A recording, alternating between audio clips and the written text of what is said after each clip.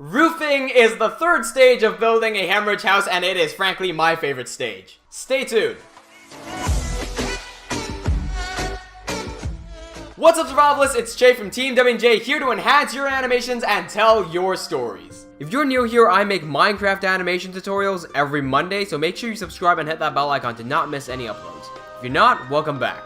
We are finally at the roofing stage to basically complete your build. Roofing is by far my favorite stage. It involves quite a lot of problem solving and trial and error, but mostly revolves around practice. So roofing for basic Minecrafters might be a bit complicated, but hopefully through this tutorial, you understand the HM3 roofing system. Let's get started. Alrighty, so here's where we left off. To begin roofing for the standard Hemrage houses, we don't need this much stuff in our inventory. We can just get rid of all this sort of junk. We basically just need a wooden plank, wooden stair, and wooden slab. The wooden axe, which is World Edit 2, probably won't be used in this video. I'll put it in just to show you what it can do, but World Edit will not be necessary for the roof. And I really don't recommend using World Edit for roofs.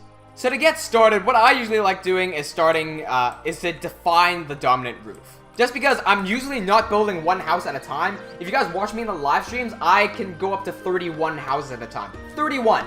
And that gets quite confusing, especially when they're right next to each other. So when you build the dominant roof, it just kind of tells you which house is which. And when you're trying to count the houses, you just count how many dominant roofs there are. It's a lot easier that way. So let's start off with a dominant roof.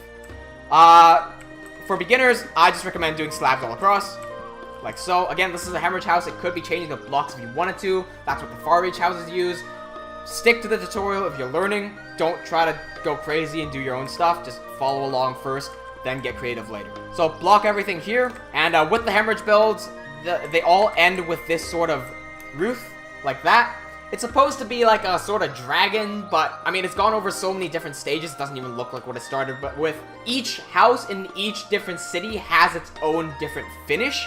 But we're going to be going over the Hemrage finish today. So let's destroy the last two blocks here, and it's a very simple pattern. It's block, block, stair, slab, slab, block, stair, stair. So block, block, stair, slab, block, stair, stair. Simple as that. Again, on the other side, I'll go slower this time. Block, block, so that you would have these two as a block. Stair, this one sticks out. Slab in the middle. Block on top of the stair.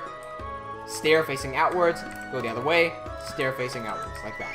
That's your basic dominant roof. Now we can start working down. When you're building roofs, it's very important to have an overhang. What this means is that you see a lot of people building houses like this in their Minecraft worlds. They just start doing this sort of thing and they call it good. I really dislike this. This is absolutely horrid in my opinion. I think all roofs should have an overhang. So where your wall ends, extend that by one block. So that you have this sort of overhang going. Just do that every time. Rule of thumb, do it every time. So we're just gonna overhang that downwards. I'm gonna explain what I did there. For the top block, I'm gonna use a stair, and for the second block, I'm gonna use a slab. So essentially, what this rule means is that if your roof goes up like this by one block increments, right? So it goes up diagonally like so. You're basically just gonna go stair, stair, stair, right? But if your roof goes up by block, and then double block, and then like double block again, and then block. Every time you have a single block, that's fine. But if you have a double block, it's stair block. It's block stair rather, and it's block stair, and up here would be stair again, and then this one would probably be stair or whatever, right? So that's how it works. This can be applied to the entire building, but let's work on the dominant roof first. Make sure you're building the dominant roof. If you don't know how we built this building, check out my scaffolding guide. That will teach you what the difference between a dominant and a recessive roof is. So from the dominant roof, we can build down to start with a corner. Don't start in the middle. Start with one of the corners. And whatever it interacts with first, so it's interacting with this thing first. This is just what we call a small roof. We're going to start twisting it here. Since this dominant roof is facing that way, all the blocks kind of face that way. Since this small roof is facing that way, this roof will also face that way. So we're going to start building stairs along the top like so. And down here we can connect it, so we'll twist the direction like that. And make sure you're having those overhangs again. We're not putting stairs underneath like so. That's for the far reach buildings and some other city buildings. For Hemrage buildings, we don't do that. Again, that's up to you. It's modular. We're going to skip the top for now. We're just going to go back down. Right here, these two roofs interact. You might be tempted to put a stair down, but then you realize that it can't go the other way because then you're going to have a little hole here. Just put a block down. When in doubt, put a block. That's a big rule. Whenever you're in doubt, you don't know what to put down a block. 99% of the time, it'll work. Over here, you might not know how to do an overhang. You could do a block. I like doing a top stair. So let's just leave it at that. And then let's do another overhang here. And we're basically going to go all around the perimeter. Here, we're just going to stair it again, skipping the top. Stair here. And look, it's a double block here. So we're going to do block, block, stair, stair. Down in the corner, stair, stair, just to give it a little overhang. Now we've reached the other dominant roof. So we're going to turn it, change it that way. Block, block, stair, stair. Block, block, stair, stair.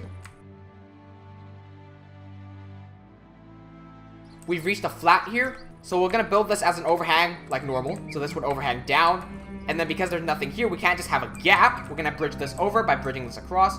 We've met this pillar here. This pillar's not supposed to be here, so let's smash that away. And let's keep going across, and we should end up with something like this.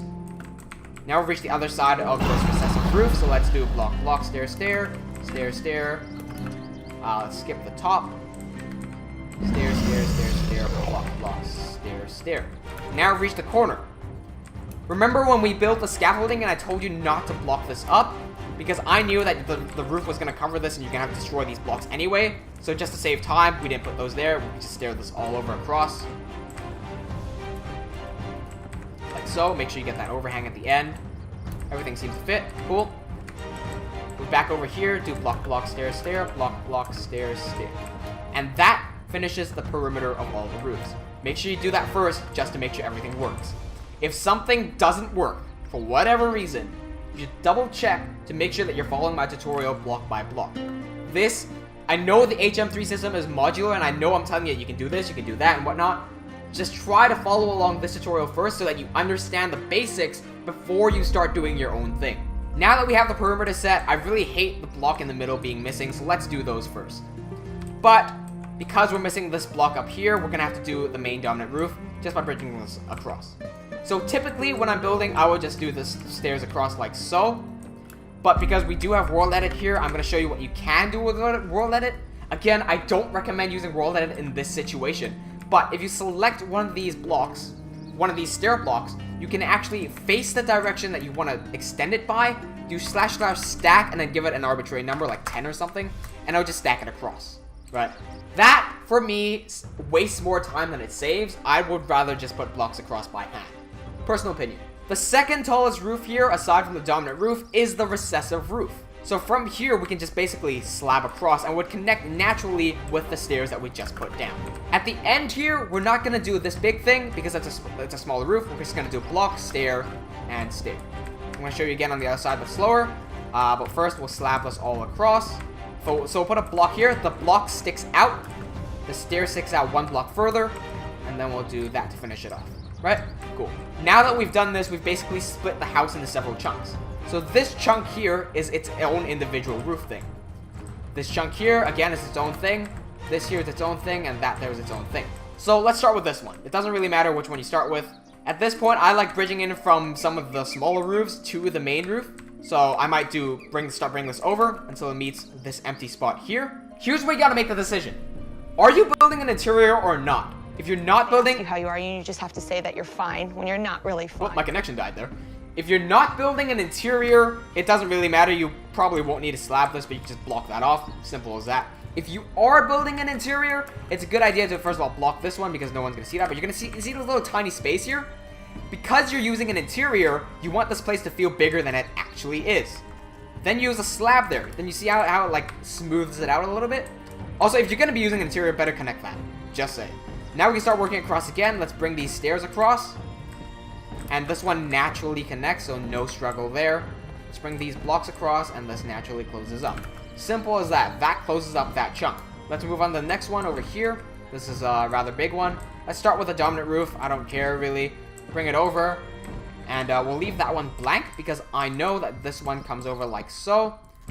We're building the interior here, so we're just going to put a slab underneath. Again, just look at what block you have on the perimeter and just bring that in until you reach the dominant roof, right? The dominant roof should reach the other side of the dominant roof. If it's interrupted by something, check what it's being interrupted by and connect it. So this right here, this is the recessive roof. Reaches the dominant roof, that's where it stops. Dominant roof, we should go over to the other side.